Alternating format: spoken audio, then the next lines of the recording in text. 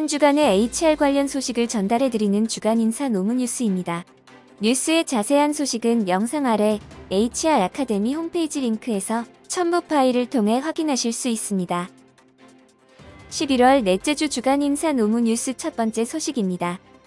직장인 10명 중 6명은 기업 내 문화가 마음에 들지 않을 경우 퇴사를 고민하거나 실제 실행에 옮긴 적이 있는 것으로 나타났습니다. 지난 16일 동아일보 설문 결과에 따르면 조직 문화가 맞지 않아 이직 또는 퇴사를 고민하거나 실행에 옮긴 적이 있는가라는 질문에 직장인 59.6%가 그렇다고 답했습니다. 설문 응답자들이 직장 선택 시 가장 중요하게 생각하는 요소는 여전히 연봉 등 금전적 처우가 가장 많았지만 고용 안정성, 복리후생 제도, 회사 전반의 문화 분위기도 많은 선택을 받았습니다. 특히 연봉 처우가 기대 이하라도 조직 문화가 적합한 회사에 갈 의향이 있는가라는 질문에 그렇다 또는 매우 그렇다는 대답이 49.5%에 달했습니다. 2040들이 꼽은 조직 문화에서 가장 중요하게 고려하는 요소는 연차, 대체 휴가 등 휴무 보장과 근무 시간 외 개인 시간 보장 등이었습니다. 전문가들은 과거에는 이를 삶의 전부로 여겨 순응하는 쪽을 택했다면 오늘날 다양한 가치들이 부각되면서 자신과 맞지 않는 문화를 가진 직장은 과감하게 포기한다고 진단합니다. 이에 따라 조기 퇴사 방지를 위한 기업들의 지출도 늘어나고 있습니다. 특히 직장인 커뮤니티 활성화로 각 회사 복지 정책들에 대한 비교가 쉬워지면서 기업들 사이에 복지 경쟁 양상도 나타나고 있습니다. 금융감독원 전자공시 시스템에 따르면 올해 1월부터 9월까지 주요 기업들의 복리후생비는 지난해 같은 기간과 비교해 두 자릿수 증가율을 보이며 가파르게 늘고 있습니다. 두 번째 소식입니다. 연장 근로시간 관리 단위를 주에서 월 이상으로 바꾸는 등 미래노동시장 연구회가 정부에 권고할 근로시간 개혁 과제의 윤곽이 드러났습니다. 연구회는 그동안 논의한 의견을 취합해 다음 달 13일 정부를 상대로 노동개혁 정책 권고문을 발표할 예정입니다. 간담회에서 연구회 소속 권혁 부산대 교수는 주 52시간제로 대표되는 근로시간 제도 개편의 기본 방향을 설명했습니다. 발제문을 통해 발표한 기본 방향 및 논의 과제는 노사가 연장 근로시간을 자율적으로 선택할 수 있도록 개편하는 것과 근로일 및 출퇴근 시간 등에 대한 근로자의 자율적 선택 확대, 충분한 휴식 보장을 통한 근로자의 건강 보호, 근로시간 기록 관리 체계 강화, 근로시간 저축 계좌제 도입 및 다양한 휴가 사용 활성화, 근로시간 제도의 현대화 등 크게 6가지입니다. 연구회 소속 위원들은 연장 근로시간 관리 단위를 현행 일주에서 월 이상으로 바꿔 노사의 자율적 결정과 선택을 다양화할 필요성에 공감하고 있습니다. 관리 단위로는 월 단위, 월 분기 반기, 월, 분기 반기연 등 3가지 방안을 검토 중입니다.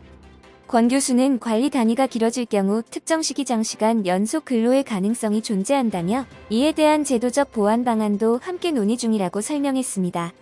연구회는 권고문 발표 예정일인 다음 달 13일에 앞서 이달 말 토론회를 열고 임금체계 개편 기본 방향도 공개할 계획입니다. 세 번째 소식입니다. 전문가가 아닌 평범한 직장인을 위한 부업용 긱 이코노미 플랫폼도 성장하고 있습니다. 긱 이코노미란 회사가 정규직을 쓰는 대신 필요에 따라 단기 임시 계약직을 고용하는 방식의 경제를 말합니다.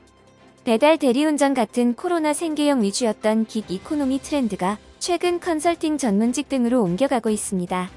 개발자, 디자이너뿐만 아니라 변호사, 변리사, 약사 같은 전문직까지 적게는 건당 수십만 원에서 수백만 원까지 자문료를 받는 부업에 나서고 있는 것입니다.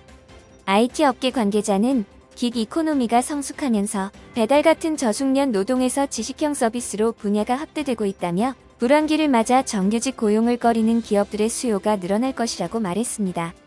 채용 플랫폼 사람인은 지난 3월 기고커 매칭 서비스인 사람인 긱을 출시했으며 명함앱 리멤버도 지난 4월 리멤버 리서치 서비스를 시작했습니다. 채용 플랫폼 원티드도 지난해 원티드 긱스를 출시했는데 올해 3분기 매출이 전년 대비 197% 증가할 정도로 성과를 내고 있습니다.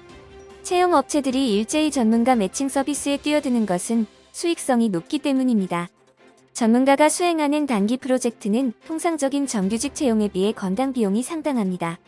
건당 수수료를 받는 플랫폼으로서는 더 많은 수익을 낼 수 있는 것입니다. 뿐만 아니라 전문가가 아닌 평범한 직장인을 위한 부업용 긱 이코노미 플랫폼도 성장하고 있습니다. 프리랜서 플랫폼 크몽은 올해 MZ세대 가입자 수가 지난해보다 30% 늘었다고 밝혔습니다. 이는 불경기와 고금리 상황에서 부수입으로 각종 이자를 부담하려는 젊은 직장인들이 늘고 있기 때문입니다. 네 번째 소식입니다. 고용노동부가 신산업의 선제적 사고 예방을 위해 수소 안전 매뉴얼을 제작 및 배포했습니다. 정부는 수소 경제 활성화 로드맵 발표 이후 수소차 620만 대 보급, 수소 충전소 1,200개소 신설 목표를 달성하기 위해 수소 생산 및 취급 사업장 및 수소 충전소 확충에 박차를 가하며 수소 경제 산업 생태계를 조성하고 있습니다. 그런데 최근 10여 년간 수소 관련 화재, 폭발 및 누출로 인한 사고가 총 23건이 발생하여 4명이 사망하고 11명이 부상했으며 2017년부터 사고 발생 건수가 증가하여 수소 안전 매뉴얼을 제작하여 배포한 것입니다. 이번 수소 안전 매뉴얼은 수소 취급 사업장 내 설비 운영, 일상 점검 및 정비 보수 작업을 실시할 때 근로자들의 안전을 확보하기 위하여 반드시 숙지해야 하는 사항들이 포함되어 있습니다. 먼저 수소의 특성에는 수소의 기본적인 물리적 성질과 수소의 누출 및 대기 중 확산 특성이 포함되어 있고, 수소의 위험성에는 화재, 폭발 위험, 열화상, 동상 질식 위험, 수소 취급 설비 위험에 대한 정보를 제시하고 있습니다. 또한 유사 동종 사고 예방 및 재발 방지를 위해 주요 수소 사고 사례에 대한 사고 개요, 재해 발생 과정 및 재발 방지 대책 내용 등으로 구성되어 있습니다. 아울러 수소 취급 시 안전 조치로 수소 부식 방지를 위한 재질 선정, 수소 누출 감지 및 방폭 설비, 수소 저장 설비 운전 등 작업 안전과 비상 대응 내용을 포함하고, 기타 사항에는 수소 설비 안전을 위한 점검표 및 국내외 수소 관련 기술 표준 및 규격 현황을 제시했습니다. 다섯 번째 소식입니다. 국내 중소제조업체 10곳 중 5곳은 인력난으로 내년 외국인 근로자를 채용할 계획이 있는 것으로 나타났습니다. 지난 16일 한국경영자총협회가 실시한 주요 중소제조업의 외국인 근로자 고용 현황 조사 결과에 따르면 응답 기업 46.6%는 내년부터 외국인 근로자를 신청할 계획이 있다고 밝혔습니다. 앞서 정부는 내년 고용허가제 외국인 근로자 도입 규모를 전년 대비 4만 1천 명 증가한 11만 명으로 결정했습니다. 정부의 외국인 근로자 도입 규모 확대와 관련 인력난 해소에 충분하다고 생각하는 기업 비율은 절반을 조금 넘는 55%였습니다.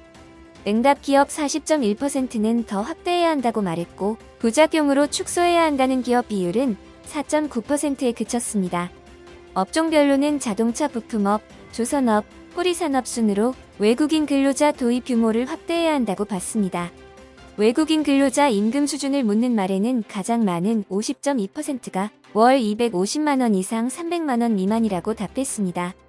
외국인 근로자 고용 시 애로사항은 낮은 생산성 및 의사소통 어려움, 최저임금 인상에 따른 인건비 부담, 복잡한 절차 순으로 나왔습니다.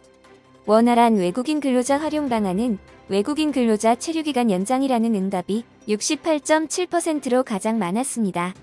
고용정책팀장은 정부가 2004년 고용허가제 시행 이후 가장 큰 규모인 11만 명의 외국인 근로자를 도입하기로 했지만 더 확대해야 한다는 응답이 40%에 달할 정도로 중소제조업체의 인력난이 심각하다며 체류기간 연장 등 추가 조치가 필요하다고 말했습니다. 여섯 번째 소식입니다. 미국에서 기업들이 원격 근무 축소 폐지 등 직원들의 사무실 복귀를 재촉하는 반면, 러시아의 우크라이나 침공으로 에너지 위기에 처한 유럽에서는 오히려 기업들이 근로자들에게 재택근무를 권장하고 있습니다.